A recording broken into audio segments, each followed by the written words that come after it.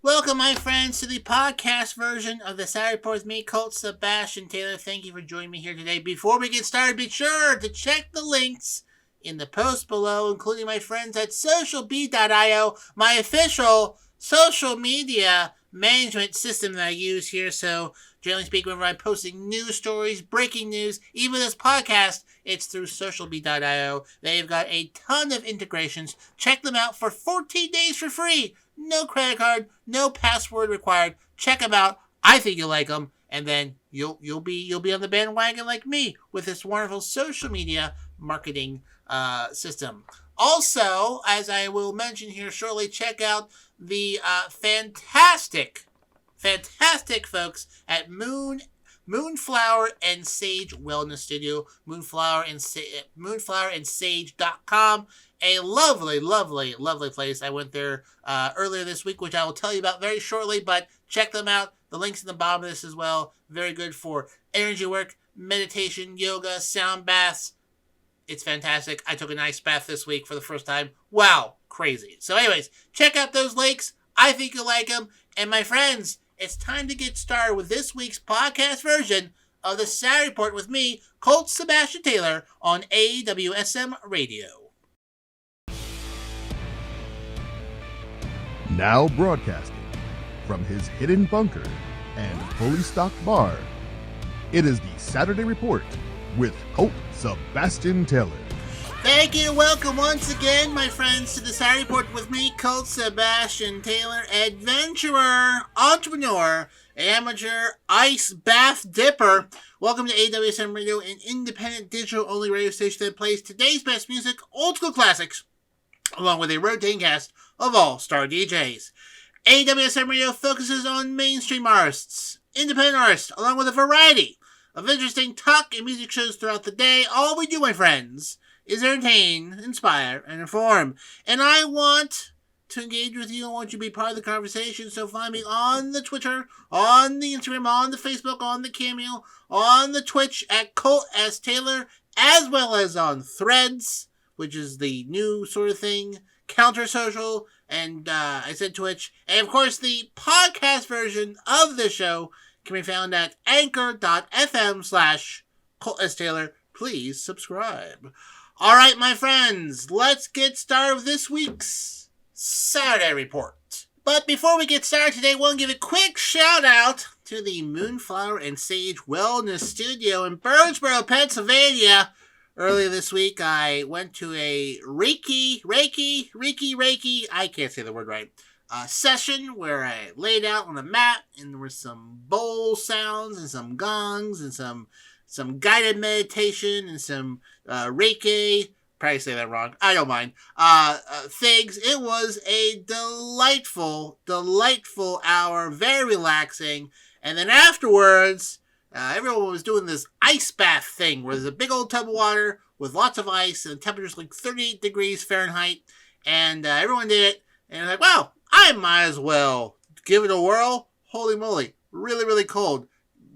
Literally takes your breath away, hard to breathe, never done before, but popped in, pretty crazy stuff. I'd go back again, I'd try again. I was there for 2 minutes, so was everyone else, except for like one guy who was like doing a 5-minute thing, and oh boy, that guy was really good at the ice bath. But it was a delightful time. If you are in the southeastern Pennsylvania area, Berks County, the Moonflower and Sage Wellness Studio, moonflowerandsage.com. Follow them on Instagram at moonflower_and_sage on Instagram. Tell them that Colt Sebastian Taylor sent you. You won't get anything, but it'll be funny if that gets back to me. But anyways, check them out. If you're listening to the podcast version of the show, I'll have the link posted in the post below. And I post it on social media too. So, you should follow me on social media for these wonderful links as well. Really? Yeah, you should. First up this week, my friends, strike. There is an actor strike that has just been announced this week. The writers have been on strike for several weeks, but now the Film Actors Guild, officially the SAG-AFTRA, a union representing Hollywood actors and performers, have voted to decide to go on strike. Their union president, Fran Dresser, yes, The nanny friend dresser, the same friend dresser, big pro-union gal, said in their press conference that it's time for the studios to wake up and smell the coffee. The Union National Board made the decision after negotiations breakdown with the Alliance of Motion Picture and Television Producers. After a last-ditch effort, which was moderated by a federal mediator, both sides failed to come to an agreement. According to the AMPTP, quote, "This is the union's choice, not ours. Rather than continue negotiation, SAG-AFTRA has put us on a course that has deepened the financial hardship of thousands who depend on the industry for their livelihoods." The studios have said that the climate for streaming is not good. They've had layoffs recently. Just before the strike, Disney CEO Bob Iger told CNBC that the union's expectations were not realistic. He, of course, made this statement during a meeting of fellow billionaires, which they all took a private jet to. The union said in the statement the streaming ecosystem had eroded the way actors get paid.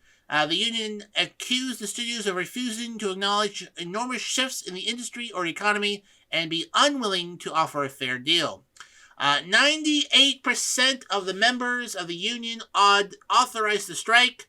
A long list of actors, including Meryl Streep and union president Fran Dresser, signed a letter to the negotiators asking them not to cave in to the studios.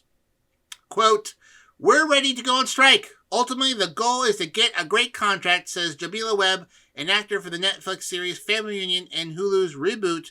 She had been picketing in solidarity with striking writers and prepping to be the strike captain for the SAG-AFTRA. Quote, "I know sometimes Hollywood can feel like we're in our own bubble, but this is an opportunity to get the message out to the people who we are, like, hey, my shows are coming on in the fall. No, and this is why." The two sides apparently are at odds over several issues, including how much performers should get residuals from streaming platforms. Actors ask for higher compensation when the movie or series they're in are hit with viewers. There's also an disagreement on the use of artificial intelligence. Actors say they don't want to be replaced by computer-generated images, and they want control over where and how their likenesses are used. Quote from Denise Canabera, known for her roles in Adventure Beast and the Frasier Reboot, quote, "It's a very, very small percentage of the 100,000 plus member union that can actually make a living off of the work that we do. There is so much money that is in streaming that, these executives are keeping for themselves, and we all deserve to get paid more and treated better." So this strike, along with this actor strike, has halted practically all production in Hollywood right now. The issues that they're having is very similar to the issues the Writers Guild of America has had when they called their strike in May. Although the article that I'm reading here from the NPR staff members are members of that, but broadcast journalists have a different contract than the Hollywood actors. So it's a little bit different. Under the strike rules, they're not allowed to promote the movies they're in. They're not allowed to do interviews, be photographed on the red carpet, or participate in Emmy Awards. Not even post on social media about it. In fact, the cast of Oppenheimer, the movie about the nuclear bomb, they walked the red carpet, the strike was called, and they left. I don't think they attended the rest.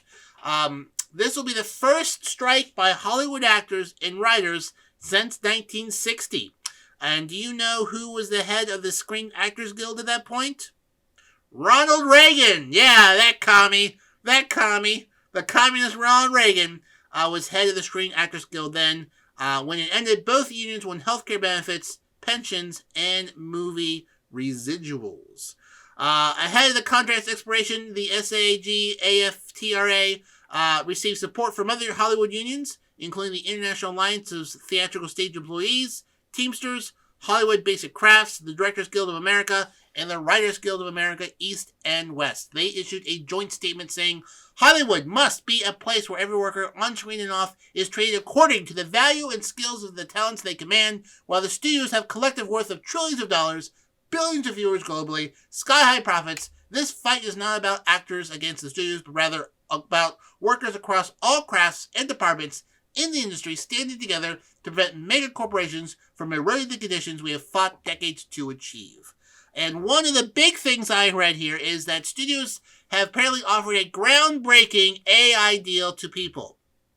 People come in, they get themselves scanned, they get paid for 1 day worth of work, and then that studio can use that likeness in anything, anywhere, forever for no additional pay. Groundbreaking idea with AI. Here is $800 for us to scan you. You'll be in movies for the next 300 years. So, yeah, I am not part of any union, but I certainly fully support this action by the guild, the actors, and the writers. Streaming, movie tickets, obviously, always get higher. But you know what? Much like inflation blame, like, oh, it's inflation. No, corporate greed, sky-high profits, okay? So, yeah, good. I hope these folks, we're not talking about like folks like Tom Cruise or, Brad Pitt, Meryl Streep. These are like, there's lots of other people that work in Hollywood that get paid dirt amount of money while studios get billions and billions of dollars. So I hope they hold out for as long as possible and get everything they certainly deserve. We now go to space and India, where India is launched this week its third moon mission. Successfully took off today, where it's sending a lunar lander and rover to the moon. Scientists in India's space program erupted with joy apparently on Friday, which was the day before you'll hear this, as a massive rocket launched into the air. A LVM-3 M4 heavy lift rocket carrying Chandrayaan-3 spacecraft, a lunar lander and small rover, away from the Satish Dhawan Space Center in Sriharikota in southern India. I think I said that right, probably not. At 2:35 p.m. local time on Friday, it was called a textbook launch of the rocket. Scientists from the Indian Space Research Organization (ISRO) said. This is their third lunar exploration mission, and scientists are hoping for a soft landing near the moon's little-explored South Pole in the months ahead. The India's second attempt in 2019 failed when the lander crashed into the moon's surface. The orbiter from that second mission is still orbiting the moon and sends back data on the moon's atmosphere. That information is being used by the current mission to help guide it. The spacecraft journey should take about 40 days, with an attempted landing on August 23rd, which I'll let you know how that goes. If successful, India will join the elite club of just 3 other countries, the United States, Russia, and China, who have pulled off successful moon landings.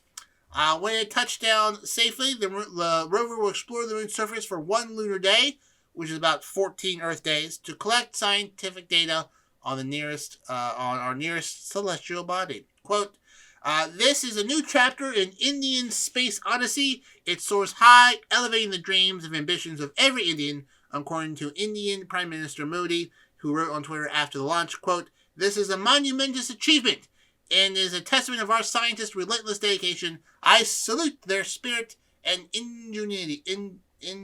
Ingenuity. Oh boy, I'm a tough time with words today. You know what I'm saying. India's first mission was 13 years ago, and was a huge success. And scientists say that their lunar orbit had detected water molecules around the moon's south pole. It was the first evidence of water there, a discovery that startled scientists globally and raised hopes of possibility of sustaining human life on the moon in the future. So the Explorer weighs 4.3 tons. The lander, called Vikram, is 3,300 pounds and carries a rover named Pragyan, which weighs less than 60 pounds. The rover is carrying 5 instruments, this is a quote, which will focus on finding out about the physical characteristics of the surface of the moon, the atmosphere close to the surface, and the tectonic activity to study what goes on below the surface. I'm hoping we will find something new. says Samatha Samathath told an Indian news outlet. Pretty amazing stuff. Apparently the rocket launch was watched by millions of Indians across the country. Many people on social media says it was a moment of, quote, pride, glory, and joy. And other people got goosebumps while the rocket was lifting off. So, pretty impressive stuff from India. I hope they make it. August 23rd, so a little bit over a month away. Have a soft landing and be the fourth country to successfully land something on the moon. Pretty amazing stuff over there. We now go back to the world of celebrities where Richard Simmons, fitness guru, turned 75 years old this week. He made a rare public statement saying, quote, one of his friends made a public statement saying, "This is a big milestone. I just want to see him happy," which he is, according to a representative that shared a statement with E.T. Now, Richard Simmons, very popular in the 80s and 90s, had shows, cookbooks, infomercials, workout videos, has been pretty much withdrawn from the public eye for almost 10 years now. That's right. He hasn't had a public appearance since 2014. His last interview was in 2016 with the Today Show, where he refuted rumors that no one was holding him hostage in his house. Quote, "I do what I want to do, as I've always done." But he's now turned 75. He says he's happy. He's, quote, finding joy in living life in his own terms. And he is apparently doing pretty well. So Richard Simmons, still kicking, still out there. I guess enjoying the life of retirement away from the public eye. Turned 75 years old this week, and I hope he's still doing well. We now go to music news. Taylor Swift, Swifters, the Swifterunos. She has a lot of fans, a lot of loyal fans, and so much that she's currently doing a tour called the quote-unquote Eras Tour, and apparently the tour has been so explosive it has impacted the U.S. national economy, specifically fueling the national tourism industry. The central bank, the Federal Reserve, released its Beige Book on Wednesday, which the Philadelphia Federal Reserve officials reported hotel bookings and had skyrocketed thanks to Taylor Swift show dates. Quote, "Despite the slowing recovery in tourism in the region overall, one contact highlighted that May was the strongest month for hotel revenue in Philadelphia since the onset of the pandemic, in large part due to the influx of guests for the Taylor Swift concerts in the city." Taylor Swift has helped boost the tourism economy where she's going. The Beige Book is issued 8 times a year, giving a summary of how the economy is doing in different parts of the United States. The document is published before the Federal Reserve Committee meeting where monetary policies, such as interest rates, are discussed. And this is not the first government agency that has cited Taylor Swift for boosting local business. Early this month, Cincinnati, Ohio officials said Taylor Swift and the Eras Tour helped downtown hotels gross $1.3 million, and surrounding Hamilton County hotels earned $2.6 million. Julie Carvet, the president and CEO of the tourism group Visit City for Cincinnati, said in a statement, quote, "Taylor Swift is a force to be reckoned with. The economic impact Swift creates is staggering, as fans travel far and wide to attend her concerts, filling hotels, restaurants, and local attractions. Swift's influence on tourism is a testament to her ability to captivate audiences and drive economic growth." Last month, Chicago's official tourism and marketing agency, Choose Chicago, said the first weekend in June broke hotel occupancy records, thanks to events including Swift's sold-out show at Soldiers Field. The same economic impact was anecdotally observed in Boston, where the Eras Tour landed in Gillette Stadium in March. Data from the concert tracking group Polestar said, quote, The Eras Tour had grossed more than $300 million, with the average ticket price of more than $250. And Protect Swift will reach the $1 billion mark next year, that her tour has now added a number of international dates. Very impressive from Taylor Swift, who lived in this neck of the woods here in Pennsylvania. So much so that there is a mural of young Taylor Swift performing in Berks County at the First Energy Station where the Reading Fightins play during the minor league baseball season. So in fact, they have Taylor Swift theme nights there as well for all local longtime Swiftie fans. I think that's what they're called. I don't know. But anyways, Taylor Swift, economic force to be recognized with. Speaking of music, my friends, we have a great series of shows on here hosted by my pal DC. He's our in-house DJ, and he has 3 shows starting your Friday, Saturday, and Sunday. First up, Fridays at 9 p.m. It's DC Live in Effect. He's our in-house DJ. As I mentioned, DC will mix it up every Friday, and you don't want to miss it while he smashes it on the ones and twos, kicking the beats from South Florida. And then on Saturday, it's DC House Party Saturdays. DC brings his freestyling DJing to the max. House Party Saturdays gives you the Miami vibe without actually having to be there. From the top clubs to the bars, DC will bring the party to you. Saturdays at 10 p.m. And then finally, Sundays at 10 p.m., it's DC Live in Effect again. Only here, my friends, on AWSM Radio. We now go to other business news. Mike Liddell, CEO of MyPillow, that guy who makes, quote-unquote, the world's best pillow. You probably haven't seen his commercials or his product very recently because a lot of stores have dropped him. Why, you ask? Because he is, let me check my notes here. He is a nutcase. He is unbelievably, completely, absolutely insane. So insane. He has been working very hard since 2020 to overturn the 2020 election. He says he has mountains of evidence that the voting machines were hacked. The evidence has never been presented in court or handed over to experts. He just says he has his own evidence here from his cyber gurus, apparently.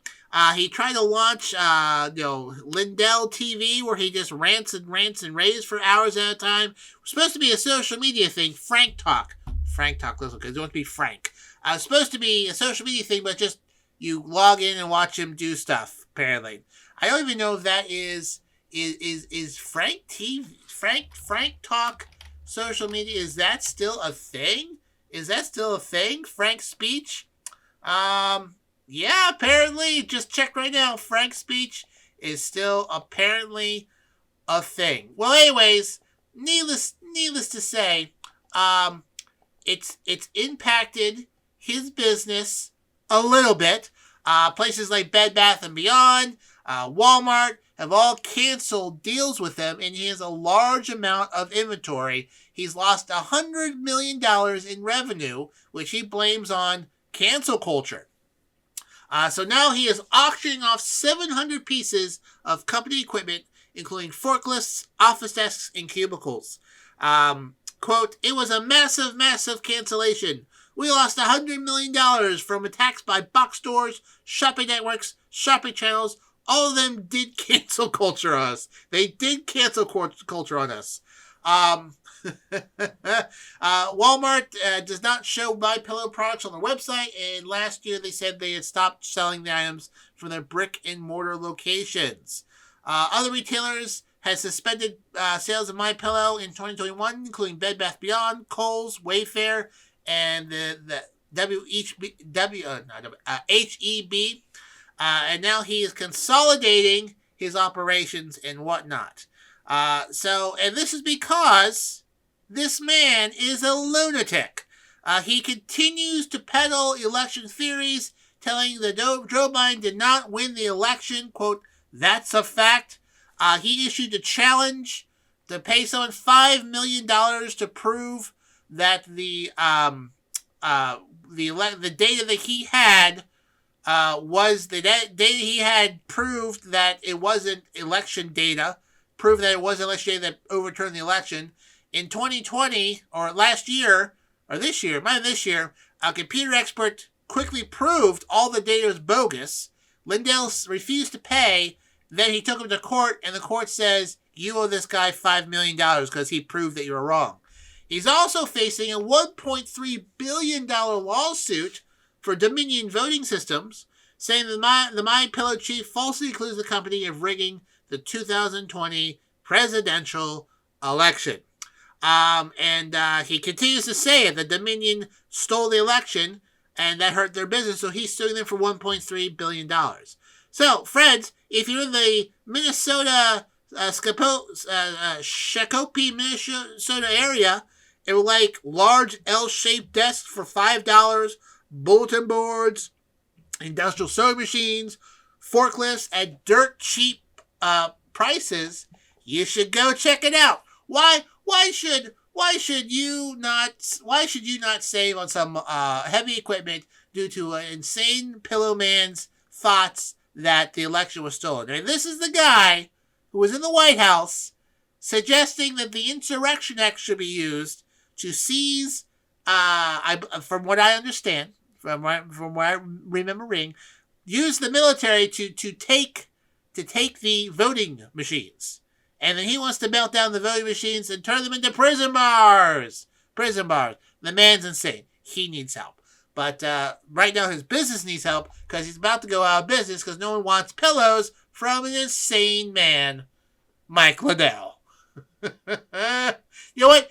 The last time I saw him on TV, he was on Jimmy Kimmel. And Jimmy Kimmel says, I will put you on TV if you come inside one of those pick machines, those claw machines where you go down and pick a prize, you drop it. He said, if you come in a claw machine, sit inside a claw machine while a kid's playing the claw machine, you can talk on national TV, and this guy did, thinking it was a good idea. The man's insane. We now go to basketball where LeBron James confirmed that he is returning for a 21st season. At an SB speech this week, he's played for 20 years, my friends. 20 years. Right now, he is currently playing for the Los Angeles Lakers. Played through a torn tendon in his foot this last week. Willed the Lakers to a third round and capped off his season playing 48 minutes, scoring 40 points along with 10 rebounds, 9 assists in a Game 4 loss to the Nuggets. During this year's NBA finals. Didn't quite get to the finals, but part of the playoffs and whatnot. He contemplated retiring, but said in his speech, lucky for you guys, that day is not today. So he is now playing, he has played for 20 years. No one really expected him to retire, so his announcement wasn't that big of a surprise. He was at the ESPYs after being nominated for, quote, for the best record-breaking performance, which he, of course, went on to win after beating Kareem Abdul-Jabbar's all-time NBA record scoring in this past season, which I covered on the show as well. He is set to make $47.6 million this season, which could be his last with the Lakers, although he does have a $51.4 million player option for the 2024-2025 season. LeBron James expressed a desire to play with his son Bronny, who will be draft eligible for the first time next year. I don't know if there's ever been a father-son on the same team in the NBA. I will look that up for next week if I remember or whatnot. But after 20 seasons, he'll be age 38. James says that he'll be making decisions on whether to retire on a year-by-year basis from here on out. So, wow, 20 seasons in the NBA. LeBron James coming back next year with the Lakers. Speaking of sports, we have 2 sports shows here on AWSM Radio on Wednesdays. The first one is about basketball. It's at 9 p.m. It's To the Rack with Mac. To the Rack with Mac is your go-to spot for all things basketball. Join NBA expert Mac Daddy as he brings you a full hour of high-flying hoops expertise for all things NBA. Tune in Wednesday nights at 9 p.m. to To the Rack with Mac. And then at 10 p.m., it's What's Going On? What's Going On is our Fox Sports affiliate show, providing listeners with over 150 combined years of sports knowledge, hosted by Nate Brown and his crew.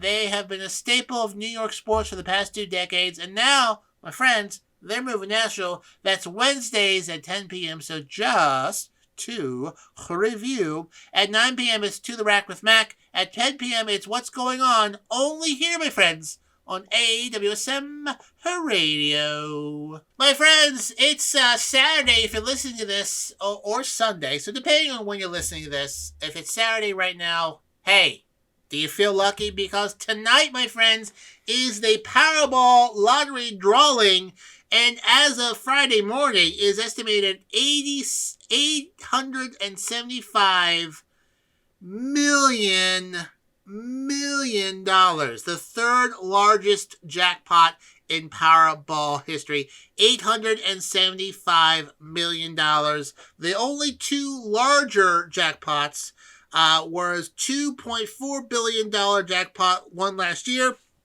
and $1.586 billion won in 2016.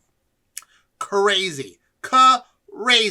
Now, the last jackpot that was won, this Powerball jackpot, was April 19th, 2023. That was almost that's almost 4 months ago. 4 months ago. There's been 36 consecutive drawings without a winner. So the current jackpot, as of Friday morning, by Saturday night, it could be more. We could hit $1 billion by Saturday night. Who knows? But it's $875 million, $441.9 million is the cash option, or not. And the drawing is Saturday night. You have a 1 in 292.2 million chance in winning. But if that's discouraging, consider this: the odds of being born are at least 1 in 4 trillion. So you have a better odds. The odds that you exist are basically 0, according to Harvard's Dr. Ali Binzari. So pretty crazy there. The Powerball. There's some weird statistics. Associated with the Powerball. Okay. This is a fun one. Powerball players are more likely to be attacked by a grizzly bear in Yellowstone National Park than winning the jackpot. So 1 in 2.7 million people get attacked by a grizzly bear in a Yellowstone National Park, then you would have a chance of winning the Powerball. So, if you're attacked 10 times by grizzly bears, then hey, you have a shot. But if someone wins, they have a chance of taking the $875 million in immediate payment and 29 annual payments, increasing by 5% each year, or taking the lump sum of $441.9 million. And both amounts are before taxes, and taxes depend on where you live. Obviously, there's federal tax. They'll take a chunk out of that, and federal taxes as well. State taxes depend on the state that you live in. So even if you win the $441.9 million, more than likely, you should probably just chalk up 50% of that to taxes afterwards. Still, $220 million, nothing to sneeze at. Do I play the Powerball? You're damn right I do. I absolutely do. And if I win on Saturday, you may not hear me the following week. No, you know what? I would still do this. I wouldn't tell you that I won, but I might have a much nicer studio. So the Powerball is played in 45 states, including the District of Columbia, Puerto Rico, as well as the U.S. Virgin Islands. So, drawing Saturday night, and you know what, my friends? You should, if you win, if I, Colt Sebastian Taylor, encourage you to get a ticket, and you win, then I would appreciate if you funded my show so I could just do this full time. So I'm very reasonable. Just give me $10 million. If I help you win, $10 million. Side note, Mega Millions is at $560 million, That drawing is Friday night, so by the time this broadcasts, that one might be higher as well. Who knows? Who knows? So anyways, if you feel that you're lucky, my friends, Powerball this weekend, you have a chance. Not as likely as being attacked by a grizzly bear in Yellowstone National Park, but there is a chance. Well, the chances may be low, my friends, for you winning the Powerball or Mega Millions this weekend. There are high chances that this week you can hear the Rock Sessions on AWSM Radio. The Rock Sessions is our drive time show here, making sure your evening commute home is fun, featuring the hottest music on the charts and some other surprises in between. My pal Rocks will make it rock style, Monday through Friday, 5 p.m. to 7 p.m., only here, my friends, on AWSM Radio. Now, my friends, we go to Georgia, to Lake Lanier, where a girl was attacked by a rabid beaver. Yes. She was attacked and bitten by a rabid beaver. According to DNR Wildlife Resources Supervisor Don McGowan, it was the biggest beaver he's ever seen. He estimated it at being 50 to 55 pounds, which is about as big as they get for Georgia. After the attack, they found and killed the beaver, tested it, and it tested positive for rabies. Quote, once the rabies virus gets in the brain of an animal, in this case a beaver, they just act crazy. Quote, oh, yeah, sure, it sure is crazy. Makes you wonder what else is out there. So people are kind of on the lookout for rabid beavers in this lake. Beaver attacks are very, very rare. Wildlife biologists say that the last one anyone remembers along Lake Lanier was 13 years ago.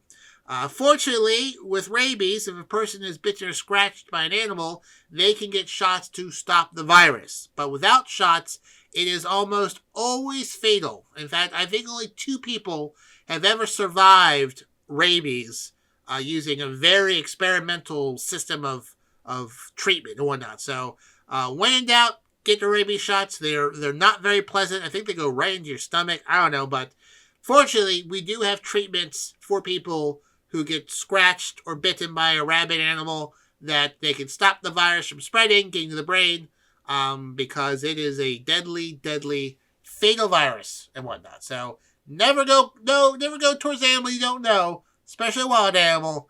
You never know what they might be having in them. Next up, folks, if you're taking a cruise this summer, watch out for the nasty norovirus. The cruises are seeing the highest outbreak in nearly a decade. They're seeing 13 outbreaks of norovirus on cruise ships this year, with halfway of the year to go. That as high as 2012, the entire year, which they also saw 13 outbreaks. A pretty nasty stomach bug, causes nausea, vomiting, stomach pain, diarrhea. The most recent outbreak was on the Viking cruises Viking Neptune, where more than 100 passengers, which is about more than 13% of vacationers on the ship, fell ill with the virus. Viking Cruises told the Wall Street Journal that they believe the most recent outbreak originated from a shoreside restaurant in Iceland, where a group of guests dined during their free time. So you be mindful that norovirus, it's poking around out there in the cruise ships. Do be careful. It can ruin your entire vacation. And finally this week, Major League Baseball had its All-Star game this week. Did you miss it? Well, barely so did a bunch of other people, because it drew, for the second straight year, a record low number of viewers. This last Tuesday, the National League won 3-2 over the American League in Seattle, but only 7,006,000 people watched it on Fox, down from 7.51 million last year. The game drew a 3.9 rating, down from 4.2 last year, and a 12 share. The same as for the American League's 3-2 victory in Los Angeles in 2022. The Home Run Derby, which was on Monday night, only drew 6.11 million viewers on ESPN, down 11% from 6.88 million from last year in Los Angeles, where the network had the advantage of a local, larger market. The Derby, however, was the most watched event of the summer, apparently. So, I can't remember the last time I watched the Home Run Derby or an All-Star game. So, just not a whole lot of interest, apparently, in the Major League Baseball's All-Star game.